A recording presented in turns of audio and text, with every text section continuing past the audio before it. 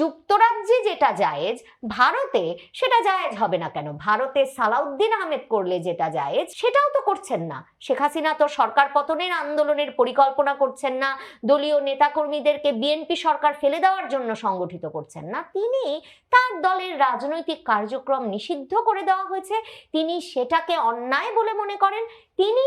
বারবার বলছেন যে বিচারের মতো চলুক। তিনি তো আদালতে আত্মসমর্পণ করতে প্রস্তুত, তিনি কারাগারে যেতে প্রস্তুত, মৃত্যুদণ্ডের রায় মাথায় নিয়ে দেশে ফিরতে প্রস্তুত। তিনি জানেন তাকে ফাঁসি দেওয়া হতে পারে, তাকে মেরেও ফেলা হতে পারে, তিনি সবকিছুর জন্য প্রস্তুত। কিন্তু কেন তার দলের নেতা কর্মী সমর্থকদের ওপর এরকম ঢালাও অত্যাচার, নির্যাতন এবং বিচারের নামে প্রতিহিংসার রাজনীতি চলছে? বাংলাদেশে বিএনপি সরকারের আলোচিত মন্ত্রী স্বরাষ্ট্রমন্ত্রী সালাউদ্দিন আহমেদ, বিএনপির প্রভাবশালী নেতা, তিনি সম্প্রতি মাসখানেক আগে হবে জুলাই স্মরণে এক অনুষ্ঠানে প্রধানমন্ত্রীকে মঞ্চে রেখেই একথা বলেছেন যে তিনি এবং তার নেতা তারেক রহমান নির্বাসিত না থাকলে সম্ভবত জুলাই আন্দোলনে এই সাফল্য সম্ভব হতো না। এবং তিনি তারপর বলেছেন যে পর্দার পেছনের আসল কথা হচ্ছে এই যে তিনি ভারতের শিলংয়ে বসে আর তারেক রহমান লন্ডনে বসে নিজেরা এই দুজন মিলেই আসলে পুরো জুলাই আন্দোলনটা পরিচালনা করেছেন এবং তারা রাতের পর রাত না ঘুমিয়ে ওইভাবে আন্দোলনটা পরিচালনা করাতেই শেষ পর্যন্ত শেখ হাসিনা সরকারের পতন ঘটানো গেছে। এখন তারেক রহমান কি ধরনের দর কষাকষির মধ্যে যুক্তরাজ্যে গিয়েছিলেন, শেষ পর্যন্ত যুক্তরাজ্যে আশ্রয় পেয়েছিলেন এবং সেই যুক্তরাজ্য থেকে লন্ডনে বসে এরপর 17 বছর ধরে রাজনৈতিক কর্মকাণ্ড চালিয়েছেন, তার দলের পদে পদোন্নতি হয়েছে। মানে দেশ ছাড়ার আগে 2008 সালের 11ই সেপ্টেম্বর যখন দেশ ছাড়েন এবং তাদের মন্ত্রী মওদুদ আহমেদের কারাগারে কেমন ছিলাম বইয়ে যেমন আছে, সম্প্রতি তারেক রহমানের ঘনিষ্ঠ সম্পাদক মানবজমিন সম্পাদক মতিউর রহমান চৌধুরী তার পত্রিকাতেও লিখেছেন যে একটা রাজনীতি ছাড়ার প্রতিশ্রুতি পত্র দিয়ে তারেক রহমানকে সে সময় দেশ ছাড়তে হয়েছিল। তিনি দেশ ছাড়ার আগে সিনিয়র যুগ্ম মহাসচিব পদ থেকে পদত্যাগ করে যুক্তরাজ্যে পৌঁছেছিলেন, কিন্তু এরপরে কিন্তু সেখান থেকে তিনি পুরো হাসিনা আমল জুড়ে, শেখ হাসিনার পুরো শাসন আমল জুড়ে তিনি ভার্চুয়ালি দলের সঙ্গে যোগাযোগ রেখেছেন, নেতাকর্মী সমর্থকদের সঙ্গে কথা বলেছেন, স্থায়ী কমিটির সভা পরিচালনা করেছেন, সিনিয়র যুগ্ম মহাসচিব থেকে সিনিয়র ভাইস চেয়ারম্যান হয়েছেন, ভারপ্রাপ্ত চেয়ারম্যান হয়েছেন এবং দলের মনোনয়ন থেকে শুরু করে মানে 2018 নির্বাচনের মনোনয়ন থেকে শুরু করে আসলে সকল সিদ্ধান্তের কেন্দ্র হয়ে উঠেছিল লন্ডন। কিন্তু এই যে সালাউদ্দিন আহমেদ ভারতের শিলংয়ের কথা বললেন, শিলংয়ে যে সালাউদ্দিন আহমেদ কিভাবে পৌঁছেছেন সেটা এখনো একটা বিস্ময়। জামায়াতে ইসলামী জাতীয় নাগরিক পার্টি প্রায়শই প্রশ্ন তোলেন যে কিভাবে সেখানে পৌঁছে তিনি শিলংয়ের বিলাসবহুল এক গেস্ট হাউস, সানরাইজ গেস্ট হাউসে তারপর প্রায় দীর্ঘ 8-9 বছর কাটিয়ে দিলেন এবং নিরাপদে থাকলেন, শেখ হাসিনা সরকারের কাছ থেকে নিরাপদ দূরত্বে থেকে রাজনৈতিক কর্মকাণ্ড পরিচালনা করলেন, সে এক বিস্ময় বটে। কিন্তু প্রশ্ন হচ্ছে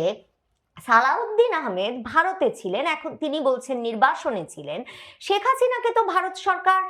ঘোষণা দিয়েই বলছে যে বাংলাদেশ সরকারের অনুরোধে তারা 2024 সালের 5ই আগস্ট শেখ হাসিনাকে রাষ্ট্রীয় অতিথি হিসেবে তার প্রাণের ঝুঁকির কথা বিবেচনা করে গ্রহণ করেছিল এবং এখন পর্যন্ত তিনি সে মর্যাদাতেই আছেন। কিন্তু সালাউদ্দিন আহমেদ কি স্ট্যাটাসে ছিলেন? তার বিরুদ্ধে একটা অবৈধ অনুপ্রবেশের মামলাও কিন্তু হয়েছিল, কিন্তু সেই মামলাটি 2023 সালে তার মিটমাট হয়ে যায়। এরপরে শেখ হাসিনা সরকার এমনকি সালাউদ্দিন আহমেদকে ট্রাভেল ডকুমেন্ট পর্যন্ত দেয় দেশে ফিরে আসার, অথচ সালাউদ্দিন আহমেদ দেশে ফেরেন না, তিনি ওখানে বসে ভারতের শিলংয়ে বসে রাজনৈতিক কর্মকাণ্ড পরিচালনা করতে থাকেন এবং এখন তিনি বলছেন যে ভাগ্যিস মানে এই নির্বাসন ছাড়া কিছুতেই এমন সুচারুরূপে তারা শেখ হাসিনা সরকারের পতন ঘটাতে পারতেন না। এবং 2023 সালের অক্টোবর-নভেম্বরে যখন বিএনপির আন্দোলন তুঙ্গে ঢাকায়, খুলনায়, চট্টগ্রামে বিরাট বিরাট জনসমাবেশ হচ্ছে 2024-এর নির্বাচনের আগে, তখন কিন্তু লন্ডনে বসা তারেক রহমান শিলংয়ে বসা সালাউদ্দিন আহমেদকে পুরো দল সংগঠিত করার মূল দায়িত্ব দিয়ে দিয়েছিলেন এবং পত্রিকায় প্রকাশিত হয়েছিল তখন যে সালাউদ্দিন আহমেদকেই দায়িত্ব দেওয়া হয়েছে প্রতিটা জায়গায় দল এবং নেতা কর্মীদের সংগঠিত করার। তাহলে বোঝেন ভারতের শিলংয়ে বসে সালাউদ্দিন আহমেদের বিএনপি পরিচালনা করা, শেখ হাসিনা বিরোধী আন্দোলন পরিচালনা করা, সরকার বিরোধী আন্দোলন পরিচালনা করা, নেতা কর্মীদের সঙ্গে যোগাযোগ রাখা, সংগঠিত করা, মিছিল মিটিং সমাবেশের আয়োজন করানো সব জায়েজ, সব ঠিক আছে, সেসবে কোনো অসুবিধা নাই। কিংবা তারেক রহমান লন্ডনে বসে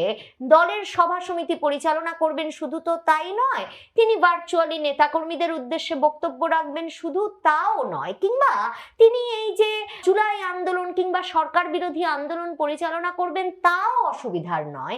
এমনকি তিনি যে 2023-এর অক্টোবর নভেম্বরের সময়টাই মনে করে দেখেন, ঢাকা, খুলনা, চট্টগ্রাম সব বিরাট বিরাট জনসভায় তিনি ভার্চুয়ালি যুক্ত হয়ে মঞ্চে বক্তৃতা করছেন লন্ডন থেকে বসে, সেগুলোও কোনো সমস্যা নয়। অথচ শেখ হাসিনা ভারতে বসে তিনি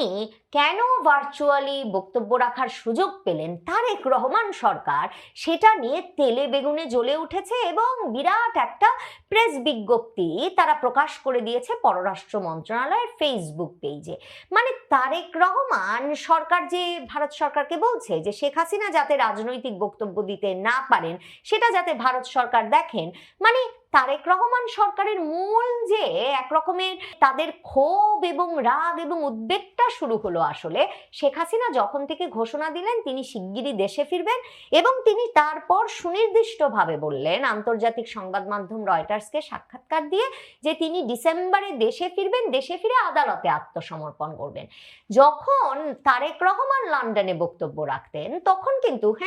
তার বক্তব্য সংবাদ মাধ্যমে প্রচারে সরকারের নানা বিধিনিষেধ ছিল বটে, কিন্তু সামাজিক যোগাযোগ মাধ্যম ফ্রি, কাজেই কেউ যদি চাইতেন, যারা তারেক রহমানের সমর্থক ভক্ত নেতাকর্মী আছেন তারা নিশ্চয়ই তারেক রহমানের পেজে গিয়ে সে বক্তৃতা শুনতেন। তখন অবশ্য প্রায়ই শোনা যেত যে ভাইয়া মানে তারেক রহমান নাকি অত্যন্ত ক্ষুব্ধ তার দলীয় নেতাকর্মী সমর্থকদের প্রতি, যে তিনি সামাজিক যোগাযোগ মাধ্যমে কি নির্দেশনা দেন, কি বক্তব্য দেন, ফেসবুক লাইভে এসে কি বলেন, তাতে যথেষ্ট